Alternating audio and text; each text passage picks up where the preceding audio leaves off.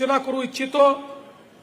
ज्या प्रकारे भारताच्या संसदेमध्ये महिला आरक्षण बिलाची भ्रूण हत्या ही विरोधी पक्षाने केली, त्याचाही जागर करण्याची आवश्यकता आहे।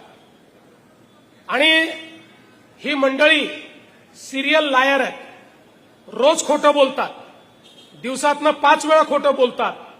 या प्रत्येकाला हे माहिती आहे, 2023 साली ज्यावेळेस महिला आरक्षण विधेयक आलं, एकमताने ते पारित झालं, त्यानंतर हे विधेयक कधीपासनं लागू केलं पाहिजे याकरताचं संशोधन आलं होतं। 23 मध्ये एनडीए जवळ 2/3 मेजॉरिटी असल्यामुळे आपण काही करू शकत नाही, म्हणून तोंड दाबून या लोकांनी त्यावेळी बिलाला समर्थन केलं।